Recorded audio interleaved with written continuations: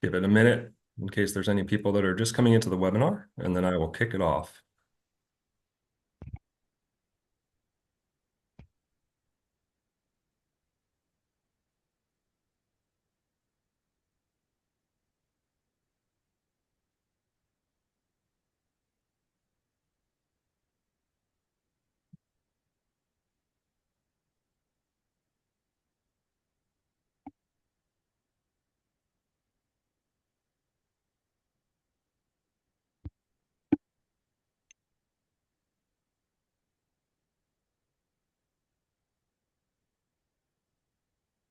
All right, we've reached 11 o'clock, so I'm going to kick off the webinar. Hello, everybody, and welcome. I'm Jeff Shad, Marketing Campaign Manager for TD SYNNEX Public Sector, and I'm pleased to be here with you all today.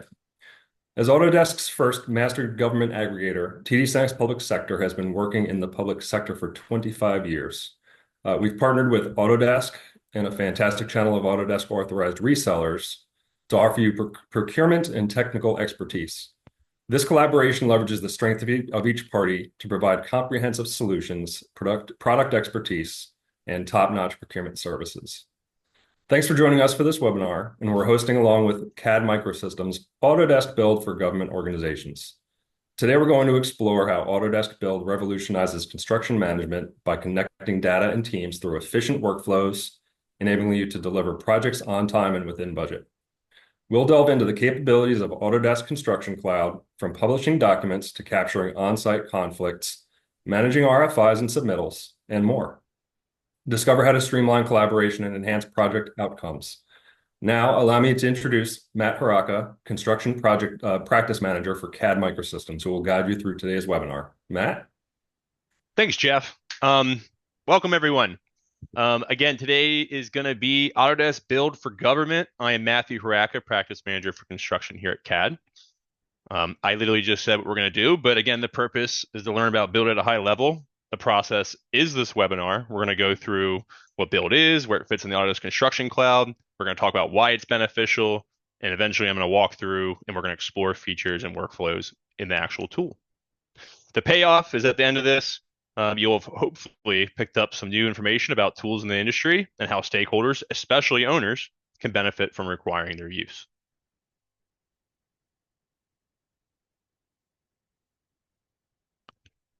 So now a little bit about CADD Microsystems.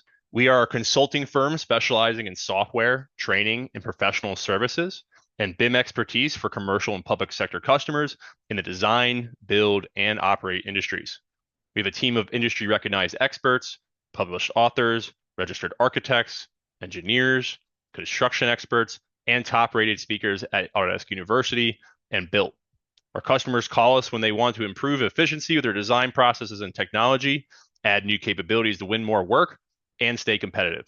We take an educational approach to solving our customers' challenges and are focused on helping achieve each organization's business goals. So a little bit about myself again. I'm Matthew Harraka, practice manager at CADD. My expertise is in innovative and disruptive technology. You're like, what the heck is that? It's basically anything that is literally going to have to take energy and a level of effort to lift, and you're going to have to change the way you're probably doing things.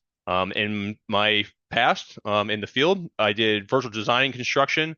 I've also done quality control management. I've done safety. I've done a lot of things, but primarily focused in flying drones, doing LiDAR, construction survey, and that virtual and mixed reality in VDC. I've been in the industry since I was in high school. At one point, I was just wearing jeans and a t-shirt, picking up trash in the summer.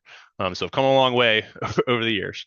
My role at CADD is I bring all that experience here. My prior was with CDM Smith at Boston, Massachusetts, primarily in water, wastewater, environmental engineering, and construction.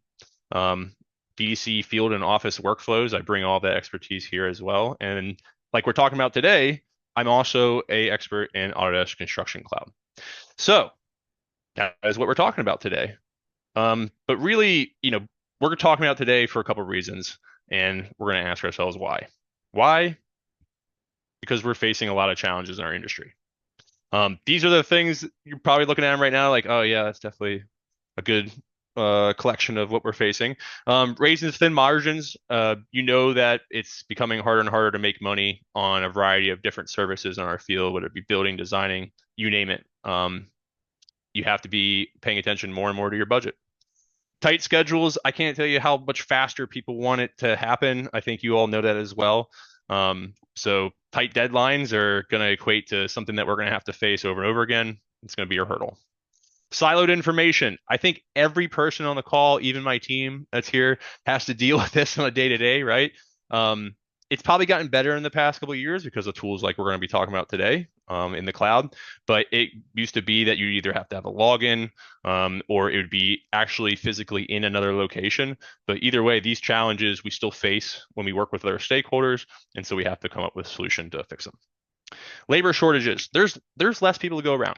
And on top of that, having people who are experienced and know what you need them to do, from the get-go, and when you bring them on board your team, it's getting harder and harder, right? So the level of effort to bring people up to speed on the new tools is something that we're thinking about constantly. Distributed team. So apart from the fact that we have less money to do it, we have less time to do it, and the information is spread out over the place, so are our teams. I think over the past couple of years, we've definitely experienced, hey, everyone can go in the office. Now we need to be distributed. Now we need a way to communicate with each other in the event that we can't, physically walk down the hallway and grab something from someone else. So that requires us to use a variety of different tools to make sure that we're connected and we're collaborating, communicating effectively. And that kind of plays into all these things, right? Which is uncertainty, right? As much as we're saying this right now, I'm sure it's been the same as it always will be. But we don't really know what's coming next. So making any decision on what you're going to do and how you're going to do it, comes with a little bit of skepticism. So people aren't easy on how to fix these challenges.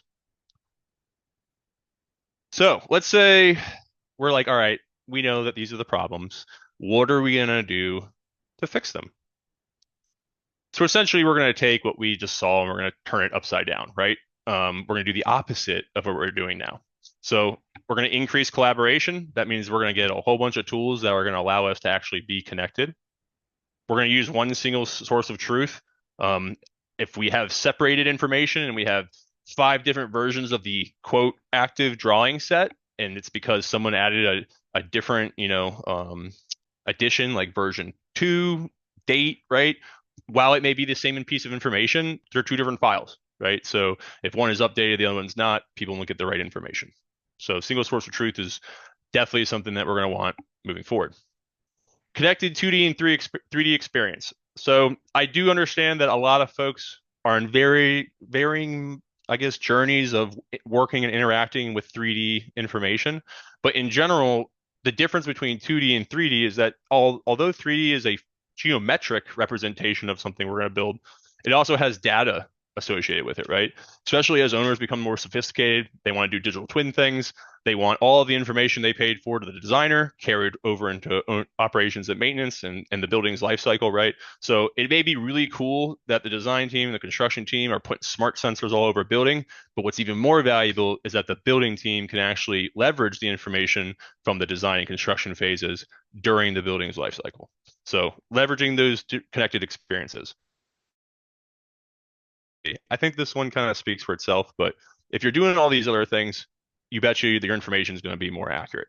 So instead of not knowing what you're supposed to be working off of, teams are going to have the confidence to execute in the moment without having hesitation, which plays back into making sure that we hit our deadlines and operate efficiently. Standardization. So apart from all the things we just talked about, it's beneficial that you come up with a plan on how you do something and to a standard, right? So if you want to repeat something and you want to be able to, I guess, be able to do it efficiently over and over again and not have that moment where you're like, all right, new project. All right, what did we do last time, right? If you have it documented and your team's on board and everyone's talked about it and there's almost a project plan, if you will, for standardization, then everything's going to work a lot better. Team's going to know what they're doing. They're going to know where things are. The whole enterprise is going to be on board.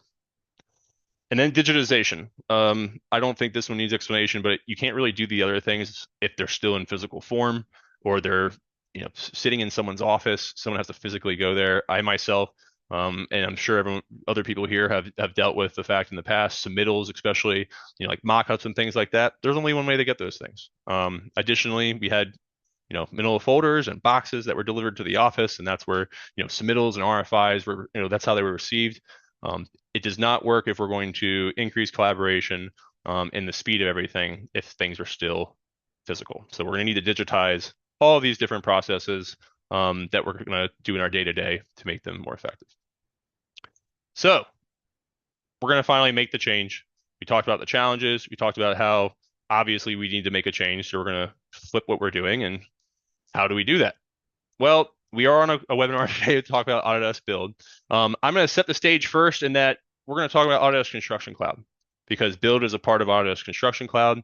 I additionally did a webinar, I want to say a month ago now, about Docs.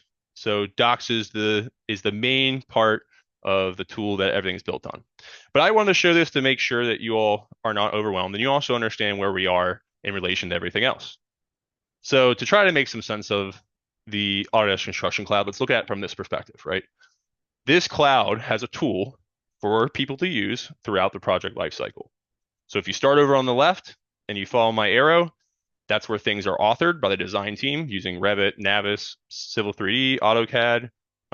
We then go into design review using BIM Collaborate, where we're going to be able to actually do cloud work share. Teams are going to interact, pushing Revit deltas back and forth.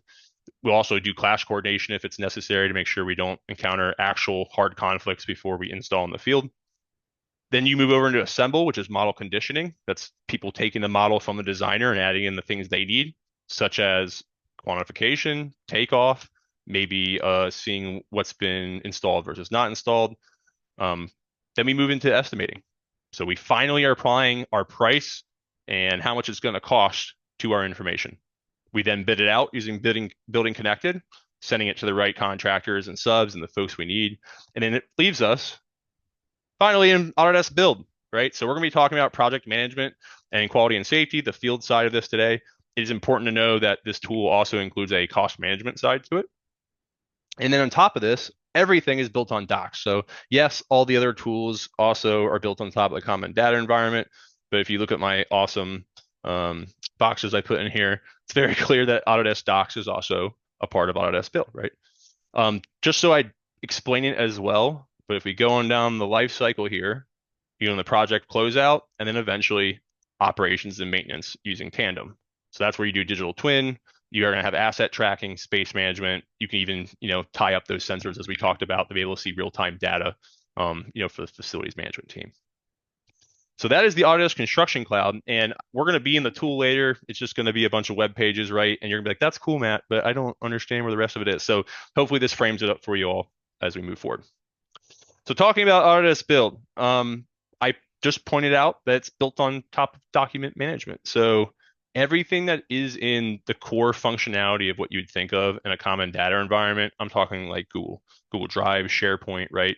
Permissioning, being able to have people come in and click on the files, that's all available.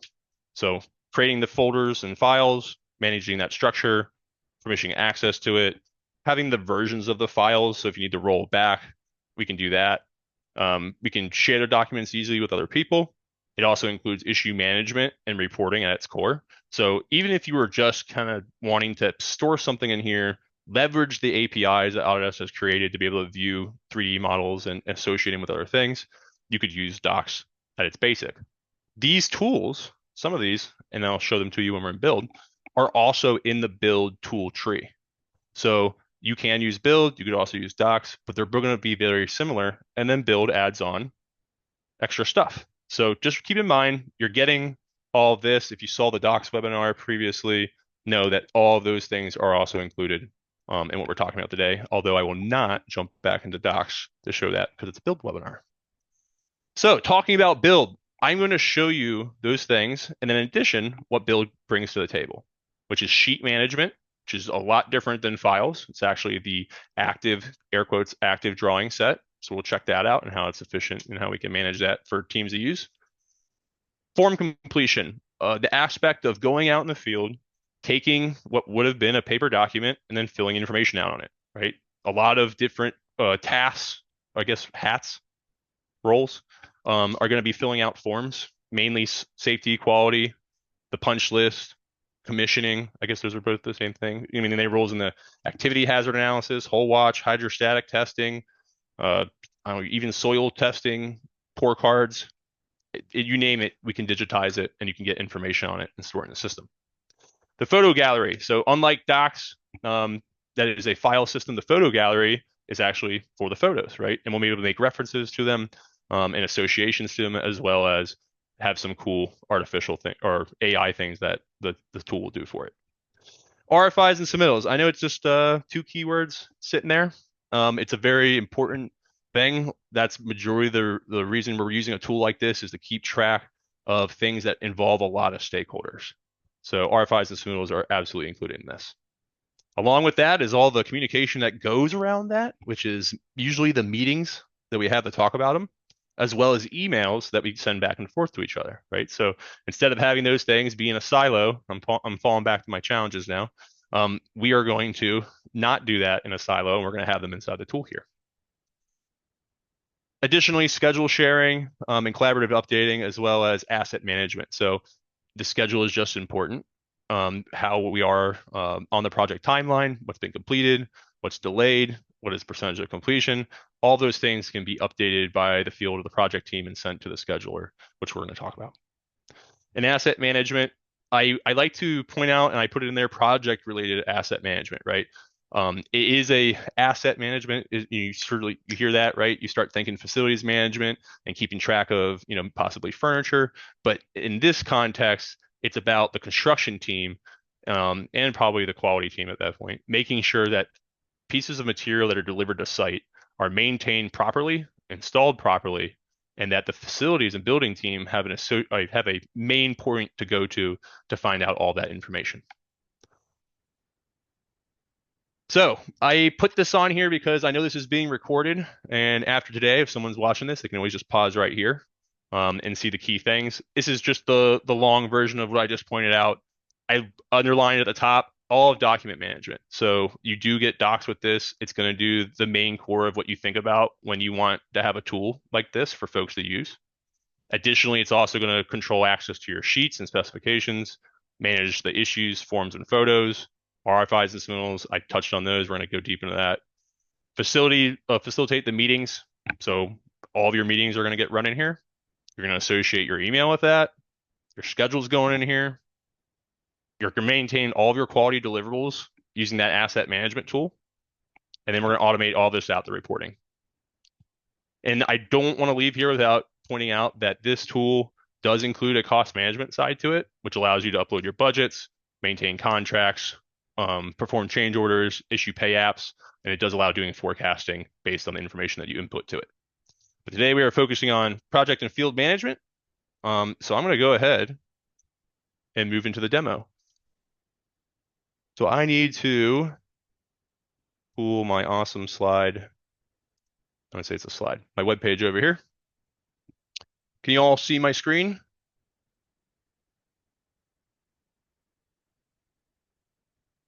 Take that as a yes. Yes. Perfect. Thank you, Selena. All right, everybody. So now we're actually at the tool. We are going to touch on a couple parts of it just so I can kind of lay the groundwork for what this thing looks like overall. So as I pointed out in my graph, this is a suite of tool, right? So you do have an account administration portion to it. You have a project administration portion to it. You have a home page, which you're looking at right now, right? So from a user's perspective, they can be invited to a lot of those different tools and then interact with them as they need to on their specific projects. So from a homepage perspective, the idea is that you're going to have a lot of people added into their projects. They're going to be able to come in, see where their projects are located on this map in the upper right-hand corner. They're going to be able to see, or you all will be able to see, what you've recently viewed down here in the right. So these are all files. In fact, it shows you what project name it's on, what account name it's under, when you last opened it. In the bottom left-hand corner, I don't have any on this one here, but let's say that we wanted to create links to other places, right? A lot of times we have tools that aren't integrated with our other tools, but we still want to go to one place, in the morning to start out. This could be that one place, and then you just add a bookmark to the URL for that other resource you use. Lastly, I like to save the best for last, right? I'm gonna go to the upper left-hand corner here. This is the assigned to me section, and you can see all those important things that you probably want to address immediately on a project, right? Like review cycles, meeting action items, the submittals, RFIs, any issues. I'm in trouble. I got a lot overdue. Just clicking on these brings you to the actual thing, right? So let's say that you were concerned about this and you wanted to come in and you wanted to see the meeting action item. All you have to do is come in from right here and you click on it and it's going to go to that item. So we're just now starting to see the interconnected, collaborative nature of the tool. Again, we're just at the home dashboard. One of the things I'm going to point out here is that you can customize this dashboard and other dashboards in the tool by going to the card library, where Autodesk has included some of the stuff out of the box that you can use, as well as a very, very long, exhaustive list of other things that we may use in our space. So let's say you're on a project and someone's using EarthCam, someone's using Ignite, um, Hollow Builder. Let's go through here and point some out. Multivista, Newforma, OpenSpace, right? So there's a lot of things that we can use in addition that people can view on this as a quick reference. All right, so that's the home dashboard. Super cool, right? So I'm going to go ahead and drop into the account admin portion because there's some parts to the tool that are good to understand because efficiency, standardization, some of the things we pointed on that are challenges, right in account admin, we're going to start to understand those concepts of how we can set things and then make it easier for everybody, downstream. So again, account admin, the tool itself is managed by projects, and this is a terrible place to be in. Let's go here. So it's managed by projects. And as you can see, I'm dropping down in between my different hubs. So I can be a part of a lot of other companies and all of their projects. And inside this hub, I have my list of projects. This simply means I'm going to create a new project for every time I have it. Is that also a save location? Yes. That means that everybody who goes into a project is going to see a separate files location in that project. Additionally, this is where I get to talk about the fact that you have a giant members list.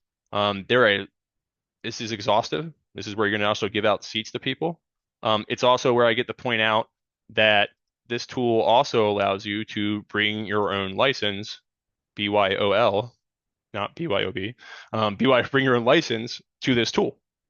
That sounds just like it probably sounds. It means that when someone comes in here and they already own a seat, it's going to say external. I like showing this because it's good, especially from an owner's perspective. It means that if excuse me, if designers and contractors are using this tool in your space, you do not have to ask them to buy another seat. It simply means that all you have to do is launch the location inside of your hub and then invite them to your projects to work. Or, like I'm going to show you later, there's a way to, quote, bridge information to and from your different projects. There's some other things in here to wrap your heads around. Companies and roles. It's a very simple thing to come in here and add a company that you work with on your projects. It's also very unassuming. You're like, okay, that's like a contacts list. We can always do that later. Maybe we can just enter the name here. But one of the most important things about this is that although it's text, it's also an identifier. So every person that we're going to add is going to go by either their username, a company tag, and then also a role tag, right? So in this way, people we add to the system can be talked to by either their role, their company, or their actual name. Now, obviously, their name is specific to them. So that means that when we talk to a role or a company, we can talk to a group of people. We can also permission based on those things. So by having company, by having role set, by having the person's name set, we're able to properly configure how we want our projects to play out and how the tools work. The next thing on this list is project templates. Template is in the name. I'm going to probably talk about standardization here, right? So apart from the fact that we're going to go into build here later, you're going to see a lot of settings. You're going to look at the folder structure and files, and you're like, gee, that's really cool, but it looks like it took a long time to set up all this stuff. Yes and no. Does it take a long time? No, not really. But the template allows you to repeat what you do over and over again. And as you can see, it's not just one template, it's many templates. We're allowed to create as many as we need, and we're able to configure parts of the tools so that we don't have to set them over and over again. And you betcha, files and folder structure, issue types, RFI types, the things that you would think of that you don't want to have to do many times, those things are things that you can templatize. The next thing on the list is in the same spirit of our project templates. It is also creating repositories for information on your projects. So this could be cost management settings, be forms that we're talking about today. It can also be Revit parameters, right? So we're serving different functions here depending on what they need. But either way, this library created by Autodesk and added this tool allows us to add standard things that we're going to use and then distribute them where we need them. So going in the forms here, you're going to see my one little daily report there in this project. But if we wanted to, we could add this to whichever project it hasn't been added to. And you can also see I have not added this to any projects.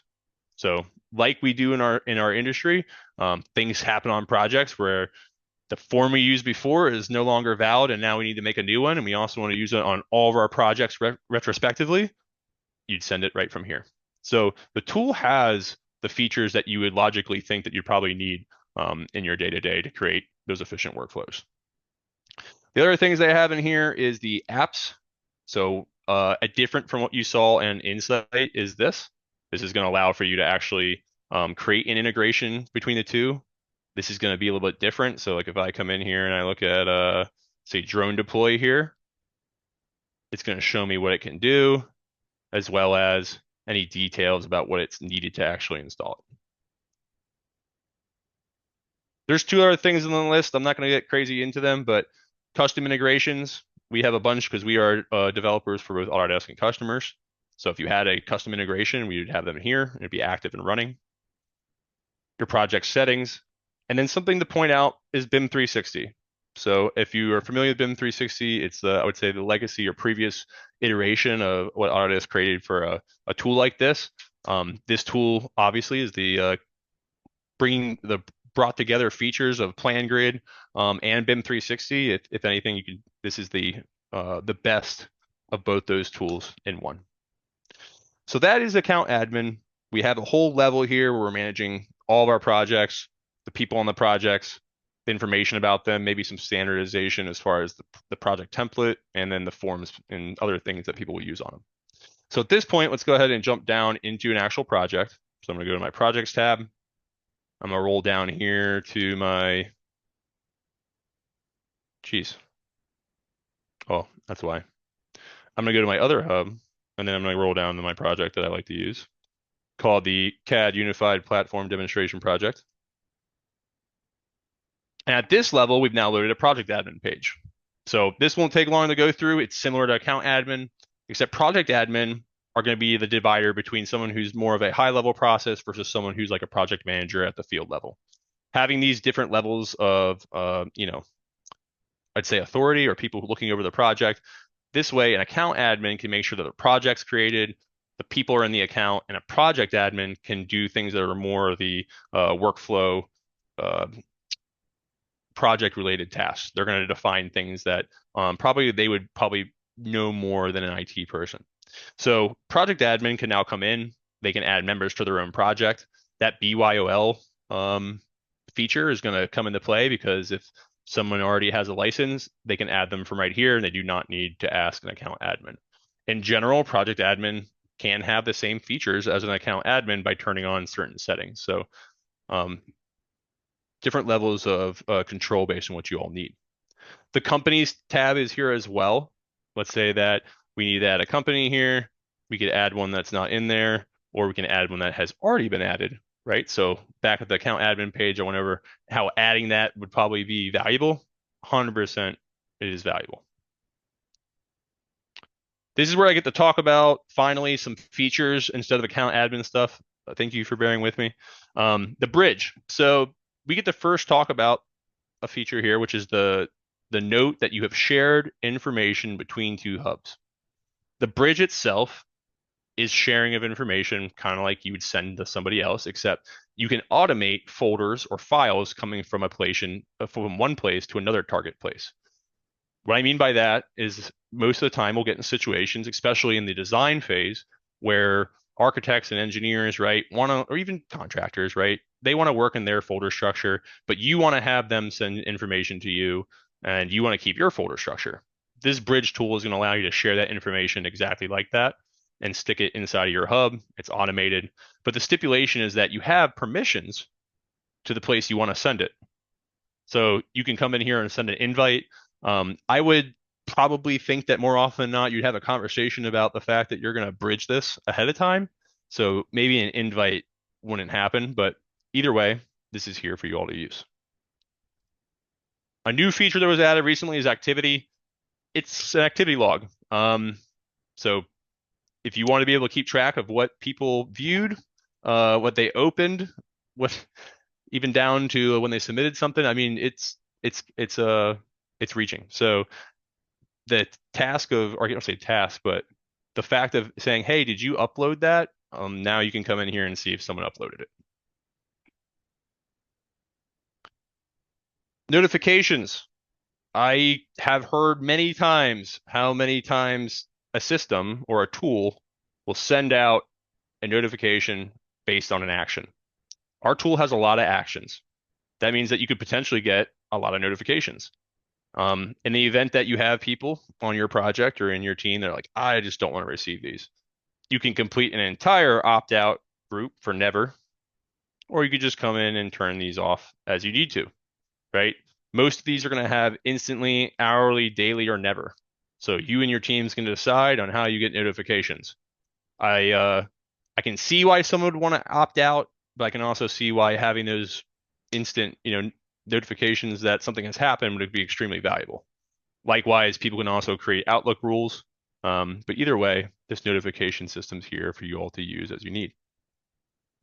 Settings, not going to go through settings. You can change the stuff afterwards if you need to. Nothing's really set in stone. And we can save this as a template from right here, like I was talking about a couple minutes ago. So this is account admin and then project admin. So you've created a project. We've now launched the project. All of our members are in here, right? Our templates are set. So we're ready to actually go down the tool. So I've ensured that, of course, I have access to the tool. And you can see right here, I have build access. So I'm going to go up to my drop down in the upper left-hand corner, and I'm going to select the tool that I want to use. In this case, it's build.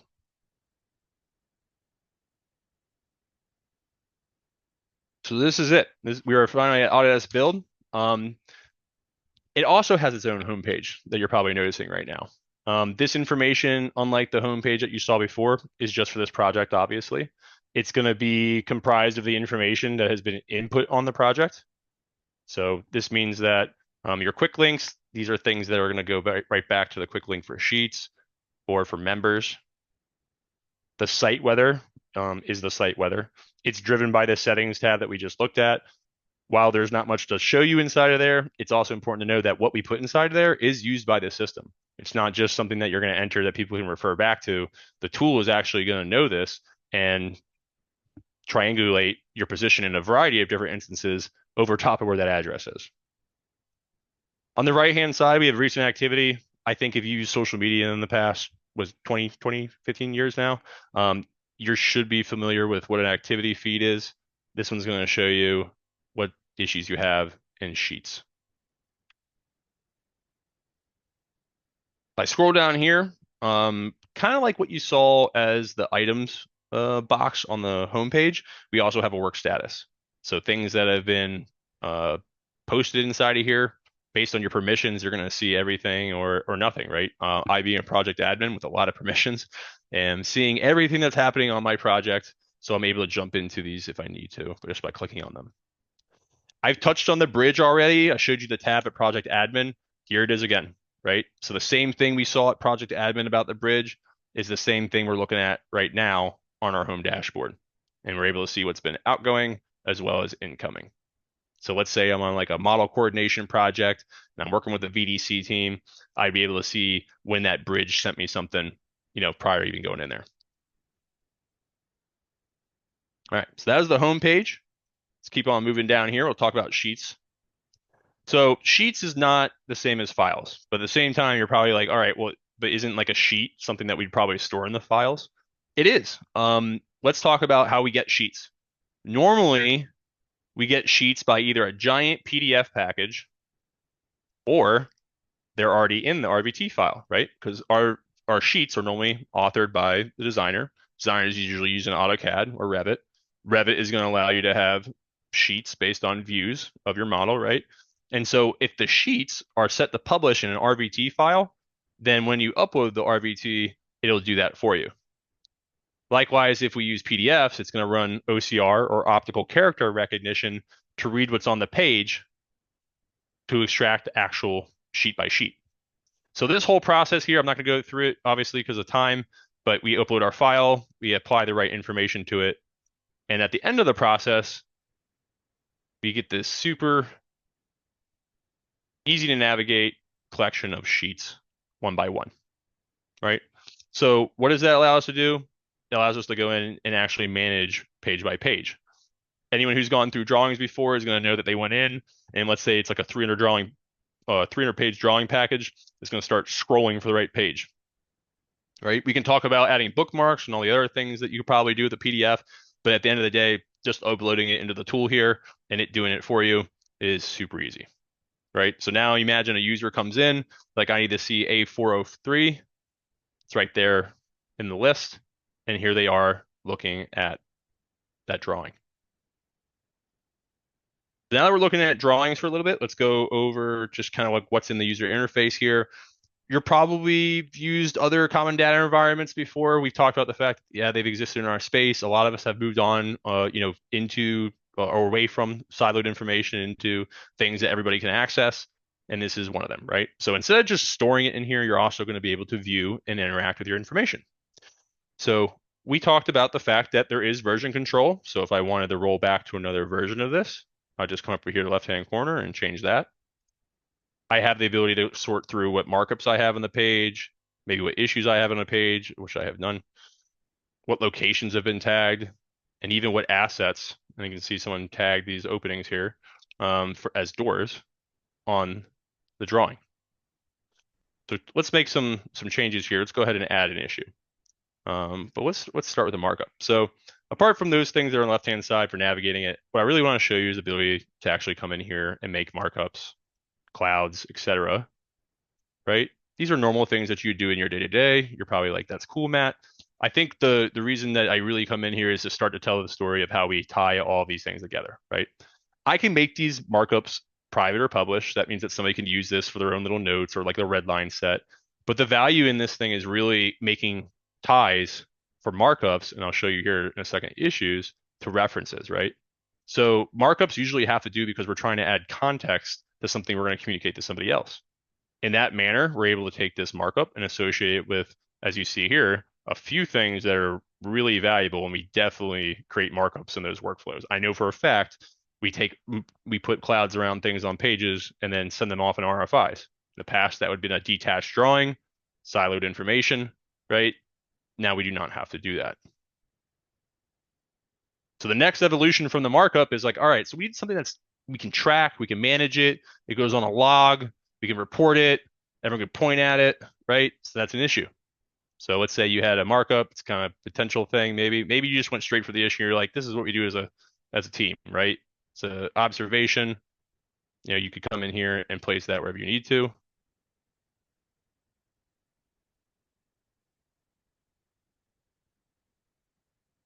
I'm able to see what type it is. I can see what description. So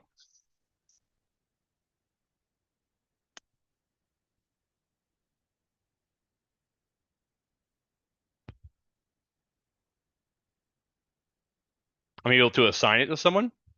And I think this is where I start to tie together, that entire aspect of company, role, username, right? Because this is where we're going to be met with, apart from the fact that I already set the permissions for this whole project, how we can do this in the moment, right? So the main thing and you're met with is when you create an issue is being able to assign it to someone for resolution. So this means you're going to send it to one person, a role, group of people, right? Or a company, group of people. So if I wanted to blast all of CAD Microsystems, they need to fix this. That's how I do it right there. I'm able to add watchers, which is like CCing somebody on there. I'm gonna add Bennett because I always do. I'm sure he gets lots of notifications. Maybe he came in and turned them off. But either way, now I've added somebody to be aware of this. Back in the settings, there's a location tab. I did not go over for the sake of time, but you're able to program in all the different locations in your project. In fact, this list of rooms here was taken from a Revit model. So I literally just took the data that the architect put inside of the design and I extracted it as a attribute that someone could sort by when it came to issues. There's other fields that you can use inside of here, such as location details, which is just user-based. A GPS location if we needed to, right? I could drop a pin on a map. Let's say if you're dealing with a site or a campus, that would probably be extremely valuable. Due date, I do not need to explain why a due date is valuable. That is when it's getting done by. Additionally, a start date, maybe it's important to know the time that's elapsed since it was identified. Our placement, you can see it's on my drawing. But finally, where I want to get to, which is our references, right? So a lot of times we're going to have what's called the NCR log or the non-compliance record. Usually has to be closed out by a third-party entity that's going to be hired, as a requirement to make sure that not only did the construction and design team close out, but also this third-party independent source also said yes, that was done correctly and is good for being handed over. This is where this is going to come into effect because all those issues as a QC manager in my past had to be closed out, extremely hard to manage because it's never in one place. This tool could also help remedy things like that. So as you can see, we have photos, files, the schedule, RFIs, assets, submittals, potential change orders, and forms, right? Pretty much everything that we work with in our day-to-day when it comes to the construction lifecycle. So the next thing I'm going to point out here is the fact that because we have version control, I'm also able to compare. So I can compare both 2D and 3D drawings. If I go ahead and click compare between these two, it's going to launch the 2D compare tool. So if I'm in PDF, it's going to show a difference between this one and this one by highlighting them in either red or blue. From there, I can either kind of unalign the two, or I could also use my handy slider and go back and forth down the middle of the page, which is pretty slick. So instantaneous at your fingertips tools to be able to compare things that are submitted. So this is sheets. Let's go ahead and roll into files. So this is the common data environment. This is a file management system. You're going to be able to open drawings just like I kind of open sheets. So if I come in here to my 100% CD official, I could open my bid package. And unlike sheets, you can see now that I'm opening a giant, looks like someone's kid had the iPad. I have all my sheets inside one set, right? So now I'm looking at it from the perspective of that package like you would in any other system. Additionally, you can also see that I have all the same tools that I had inside of my 2D or inside of my sheets environment. So I have issues, adding those pictures, being able to add a measurement if I needed to, create markups, compare. Now, different from sheets, right? This is a real file management system. This is where the folder structure is going to be. As I talked about, permissions matter, right? So when I go over to the upper right-hand corner here and I go to permission settings, you can see that I have all of my users here. I do have an everyone setting, but let's say I wanted to add a new one. I'd just come in here, enter their user name, or maybe my company, right? So just like I said back at the account admin, what we do at the beginning, how we set up the whole tool will eventually play into how we can manage and architect these workflows. The file access is ensured through permissions. Additionally, if we come into my 3ellipse, I've been clicking in and out of here. There's a whole bunch of different tools inside of here, such as the ability to set up auto review triggers so that we can send those files automatically into a review cycle, take this information and immediately put it into a transmittal. As you can see, I can just manually submit it for a review. I can download this source file so I can just pull it right out. But one thing I want to show that really matters is the share button. So I talked about the bridge. There are lots of ways to share information with people in this tool. A lot of this has been talking about how it's user-based and you have to have a seat. You can also share information with people outside of the tool. So yes, someone with a seat, you can either email it or send them a link. You can also turn on this option to share this via email or link with someone who's not inside the tool. And if you're concerned about this, yes, this is a setting you can turn off so you can make it so that folks can't do this, right?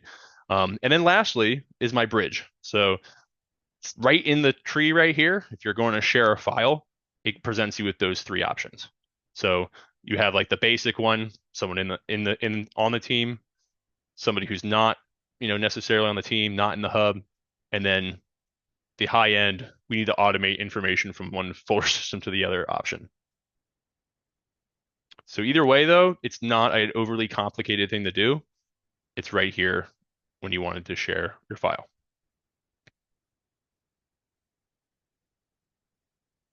Some other things to point out here, if ISO naming convention is a thing that you all want to be able to do, you also have the ability to do the ISO naming convention. If it doesn't meet the naming convention, it's going to end up inside of the holding area. So if you do use an ISO on a project, those types of tools are available to you.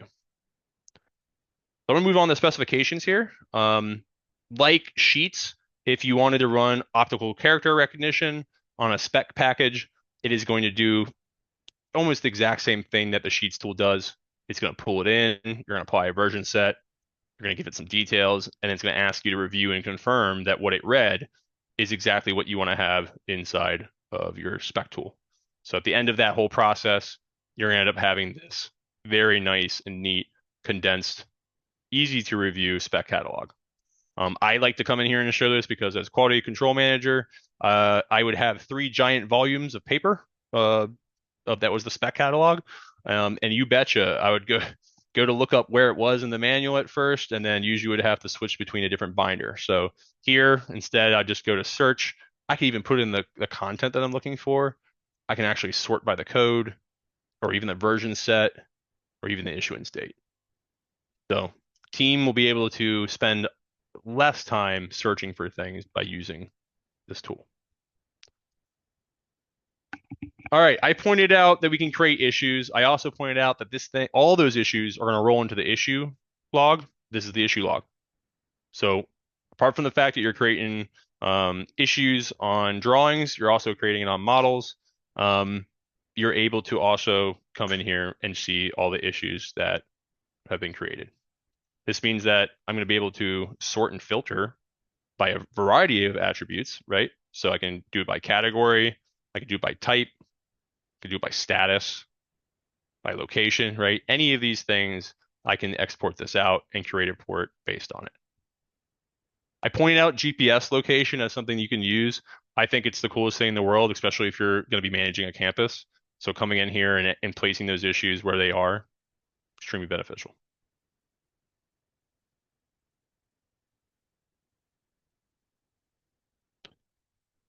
So I want to move on in here to forms. So I touched on the fact that you day to day, lots of information gets recorded out in the field. Lots of people are going to be doing a lot of different things, wearing a lot of different hats. I pointed out there's lots of forms that kind of go into that.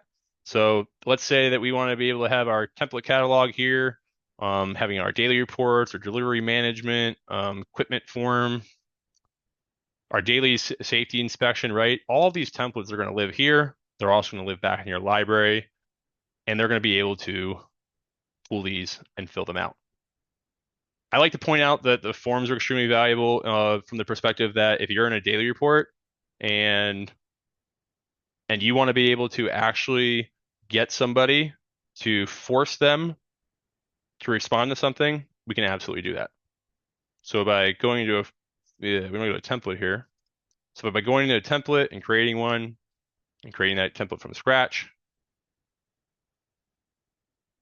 I can show you what I want to show you. So inside of this template here, I can call it whatever I want. We put a description in here. We don't need to worry about that because really what I want to show you is this right here. So we're going to create a lot of forms. It's going to have sections. It's basically a configuration wizard where we can ask any questions and we can prompt for a response. I have pre-configured responses in here. There's a variety of different responses we can request. But the real value here is that we're going to turn on conditional logic and we're going to make a required question. So placeholder question here and say, is it damaged? Right? Obvious question that is asked all the time. The answer is yes. So we can require an issue right away. So I just showed you the issue management system. We showed how it can be created on drawings. We showed how that it can be created right there in the log.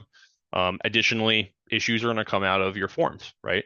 So issues become the central aggregator of things that need action on the project, and then everybody should be tracking those issues.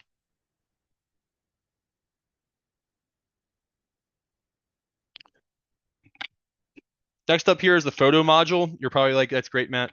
Photos, awesome. I can assure you that you've worked on many projects where the list of photos is very similar to this, number underscore number something. Usually it's like image underscore, right? The premise of the photo tool here is that you're obviously going to have your mobile application, your Autodesk Construction Cloud mobile app, iPad, Android, phones, right? You're going to be out in the field, you're going to be recording the information, taking photos. You can automatically upload these here where it will do something pretty nifty, which is they are going to add what's called auto tags. You can also add your own tags in here. You can also add in GPS, excuse me, yeah, GPS location as well as the named hierarchy location. You're also able to reference this to some other pieces of information if you need it to add context.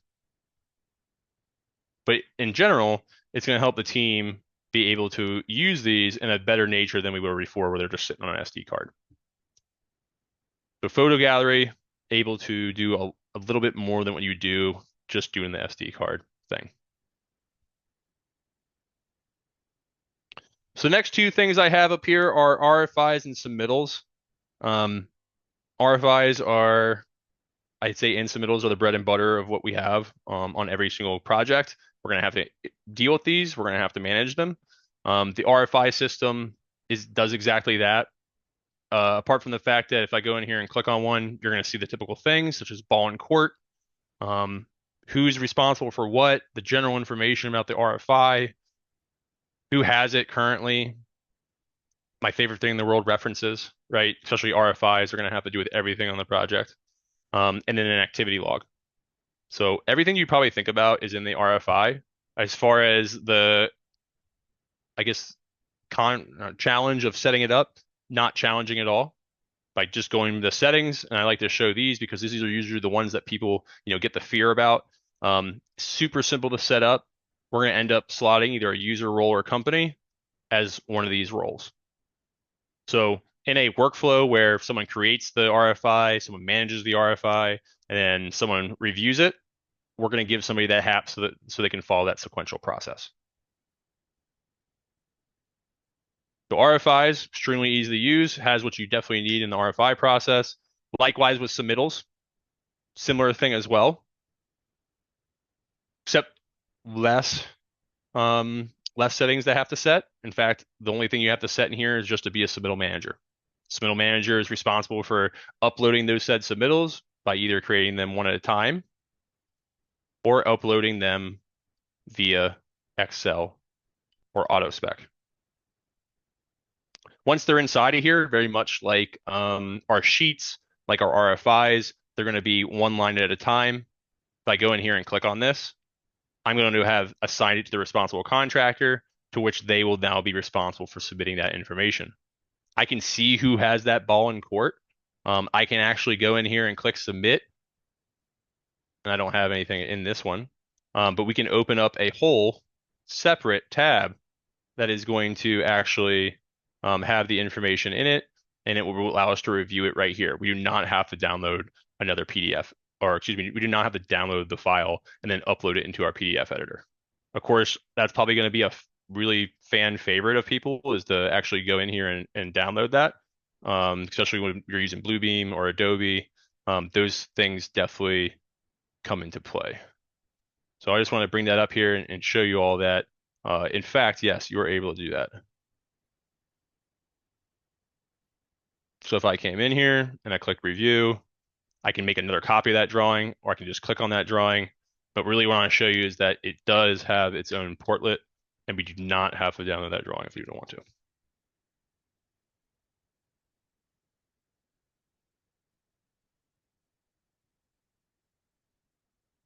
And this one's taking a little bit longer to load. So the next thing we're going to move into here is meetings. Meetings is going to keep track of every meeting that you have on a project. It means it's the series of meetings. So right now what you're seeing is every meeting series. And then if I drop down here, you can see that I have more meetings underneath them. So that being said, if you wanted to come in here and let's say go to my first original stuff meeting, we can talk about how you set this up. One of the features that's actually coming, if you're thinking about, oh man, we have to set this up every single time, there is going to be a template for these meetings. So you can create a meeting template and then use that every single time. As it is right now, come in here and fill out the beginning of the meeting. So I have, the date, the time, the title of it, which number meeting it is. I can also add a link to either Teams or Zoom. But the real value here is that we've been doing a lot of work throughout this webinar so far, RFIs, submittals, the photos, forms, issues, right? All of our files. When we finally get to our meetings, and this happens, right? We're in our meeting. We want to learn about what's going on in our project. We're going to talk at the problems on our project. If we want to do that, we can associate both attachments from our local as well as references to those pieces of information. So anything we do inside of here, we can actually assign it to that item and then talk about it in the meeting. A lot of times in my past, I'd be at meetings, people be like, "Oh, did you see that document?" And nobody really had their computer out there at the table, and people would either have seen it or not seen it. And if they have the computer, it doesn't mean that it's in a place where they can access it. So having the meeting right here with everything tied directly to the actual item, absolutely invaluable. So at the conclusion of this, I of course turn it into minutes and I send it off to my teammates. Correspondence is the next thing on our list here. It is a highly technical, large word for email. So yes, if you're invited to this hub, you're able to create email from inside of here. It is email, right? The to line is actually going to be your user role or company. But this is something where I'm going to point out that just because you're in this and you can use email doesn't mean you can't send it to people outside the system. So I did not point out in RFIs, I apologize, but RFIs and correspondence are two places where you can send this to outside members and they can be a part of this tool. You're probably wondering, okay, Matt, it's email. Why else is it cool? Because you can take references from all the things in this hub, and you know how much I love talking directly at the things we do day to day. Additionally, we can also take email conversations we have and either upload them or do the coolest thing in the world, in my opinion, just use this cool project address. So working with other customers, it's extremely popular to take this email address, create an Outlook contact, leave, call it, something project email, and then be able to add this as their email address. That way, whenever you're typing something, you want to make sure it's inside the system or it's archived. You just include that address.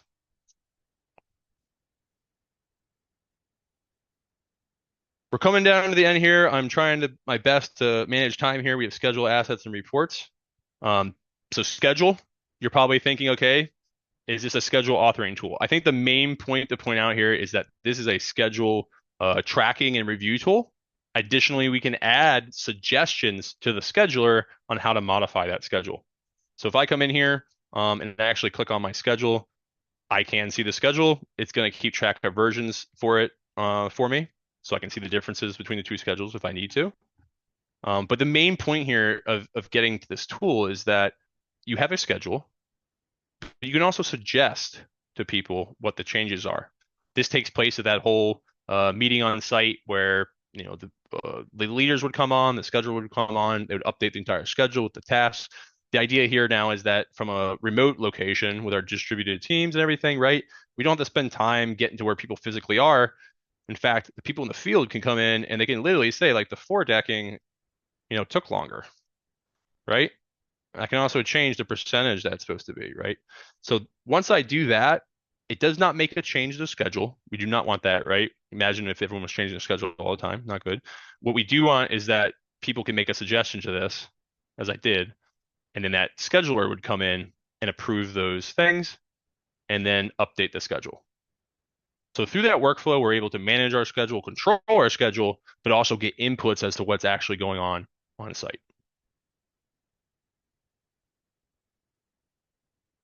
I've been pointing out that this is an asset, or I talked about the fact that this is an asset management during the project lifecycle tool. It is exactly that. So a lot of times, facilities management owners that are going to be running the building after the construction don't have all the information. They also aren't going to know how to go into files or even navigate anything else that has to do from the perspective of the construction team because they may not have been a part of the construction team, right?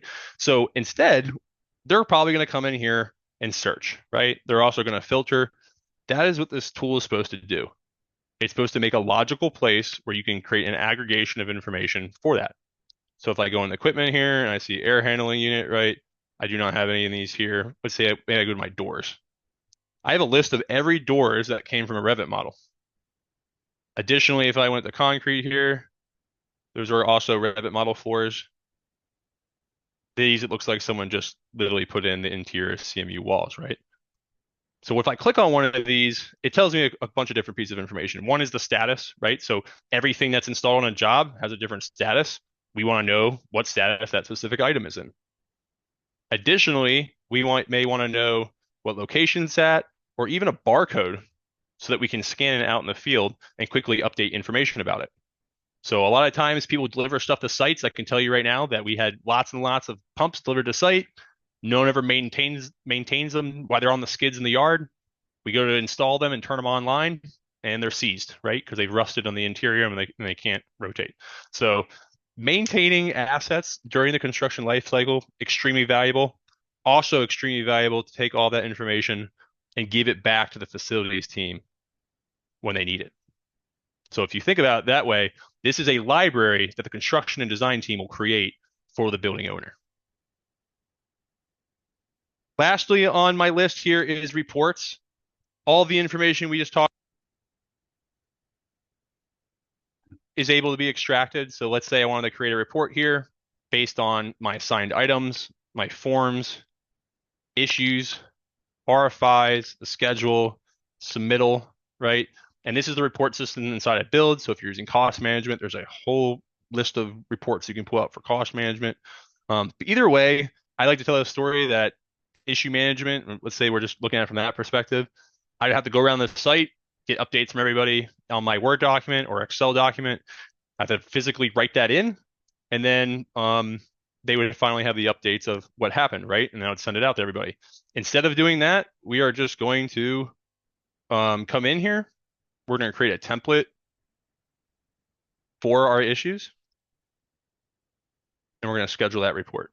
So instead of having to do that manually and manually send it out, I can say, hey, every week on Friday at 6 a.m., buzz, buzz, here's Matt's issue report. Be ready to talk about it at the meeting at 9, right? So I can literally send that out to whomever I need to automatically. We're not going to save that so those people don't receive those.